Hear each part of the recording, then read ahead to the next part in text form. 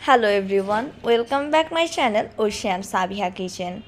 আজকে আমি তোমাদের সাথে শেয়ার করব মজাদার সবজি খিচুড়ি রেসিপি। এই খিচুড়িটা দারুণ খেতে। বৃষ্টির দিনে আমার এরকম খিচুড়ি যদি হয় তাহলে আমার মন খুশিতে আত্মহারা হয়ে যায়। আর এই জন্যই আজকে আমার আম্মু আমার জন্য এরকম একটা মজাদার খিচুড়ি রান্না করেছে। তো চলো রেসিপিটি শেয়ার করি।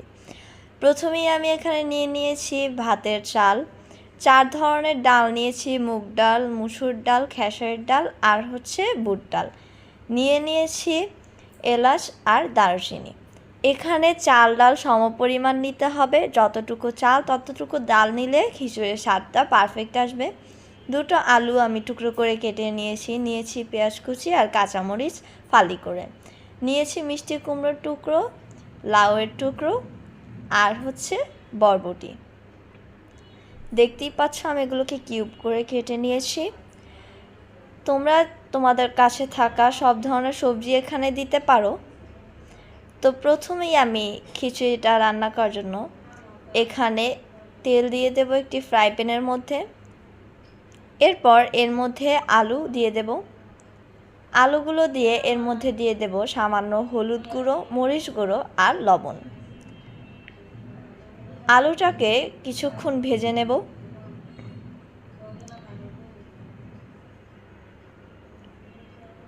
দেখতেই পাচ্ছ আমি আলুগুলোকে ভেজে নিচ্ছি। এর মধ্যে দিয়ে দিচ্ছি লবণ, মরিচ আর হলুদ। আলুটা ভাজা হয়ে গেলে আমি এর মধ্যে দিয়ে দেব লাউয়ের টুকরোগুলো। লাউয়ের টুকরোগুলো দিয়ে দেব এখন। এবার লাউটাকেও আলুর সাথে কিছুক্ষণ ভেজে নেব।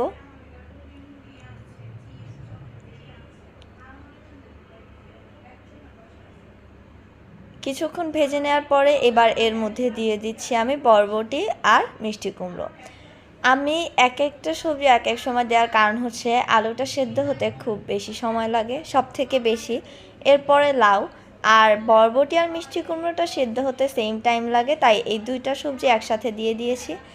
সবজিগুলোকে আমি ভেজে নিয়েছি, এবার আমি এগুলোকে তুলে নেব। সবজিগুলোকে তুলে নিয়েছি, এবার ওই তেলের মধ্যেই আমি দিয়ে দিয়েছি পেঁয়াজ কুচি। পেঁয়াজটাকে আমি ভালোভাবে ভেজে নেব।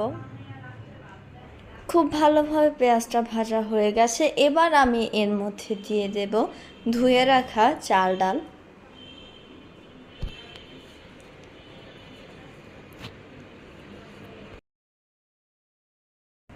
এবার এর মধ্যে আমি দিয়ে দেব লবণ স্বাদ মতো, জিরার গুঁড়ো, ধনিয়ার গুঁড়ো, আদা বাটা, রসুন বাটা, পেঁয়াজ বাটা। এবার নেড়েচেড়ে মিক্স করে নেব। এখন এর মধ্যে দিয়ে দেব কাঁচামরিচ,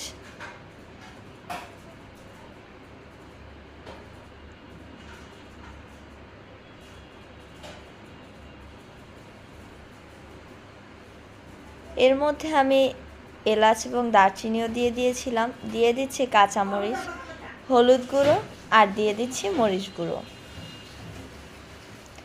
এবার সবগুলোকে খুব ভালোভাবে কিছুক্ষণ ভেজে নেব।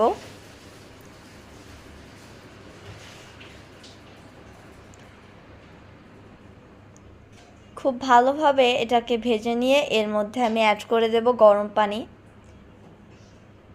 পানির হিসেবটা এভাবে করতে হবে যে পোলাওয়ের চালে যেমন 1 কেজি চালে 2 কেজি পানি দিতে হয়, এই চালটাতে যেহেতু আমি খিচুড়ি রান্নার সময় ডাল ইউজ করছি, এই জন্য আমার এখানে 1.5 কেজির মতো হয়েছে চাল ডাল।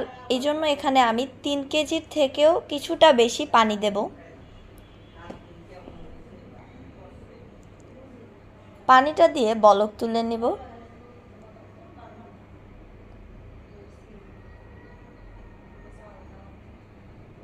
বলক চলে এসেছে।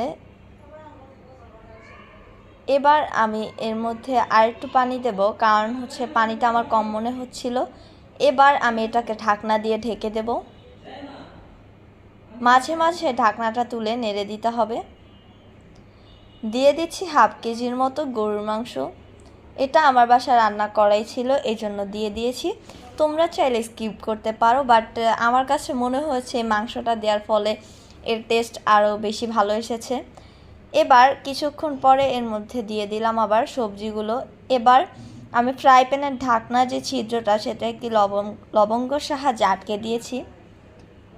আমি আগেই বলেছিলাম কিছুক্ষণ পরপর নেড়ে দিতে হবে। পানিটা যখন শুকিয়ে যাবে তখন নেড়ে দিতে হবে। পানিটা যেহেতু এখনও পুরোপুরি শুকায়নি, তাই এখন এই অবস্থায় আমি চুলার জালটা কমিয়ে এটাকে একটি তাওয়ার উপর বসিয়ে দমে রেখে বাকি পানিটাকে শুকিয়ে নেব। অবশ্যই ঢাকনা দিয়ে ঢেকে দিতে হবে। দমে রাখার পরে ঝোলটা একদম শুকিয়ে গেছে এবং দেখতেই পারছো খিচুড়িটা কত সুন্দর হয়েছে। আমার একদম ঝরঝরা খিচুড়িও খেতে তেমন একটা ভালো লাগে না, আর একদম পাতলা খিচুড়িও আমি খেতে পারি না। এই জন্য আমার কাছে মনে হয় এই খিচুড়িটা বেস্ট। আমি নিজে এই খিচুড়িটা খুবই পছন্দ করি পার্সোনালি। একটু লাগা লাগা থাকবে, অতিরিক্ত পাতলাও না, একদম ঝরঝরাও না। এই জন্য আমি এভাবে করে রান্না করেছি খিচুড়িটা। আশা করছি আমার আজকের রেসিপিটা তোমাদের কাছে ভালো লেগেছে। তোমরা অবশ্যই এই বৃষ্টির দিনে বাসায় এই খিচুড়িটা ট্রাই করবে। আজকের মতো বিদায় নিচ্ছি, দেখা হবে অন্য কোনো ভিডিওতে। ততক্ষণ ভালো থাকবে, সুস্থ থাকবে। আল্লাহ হাফেজ।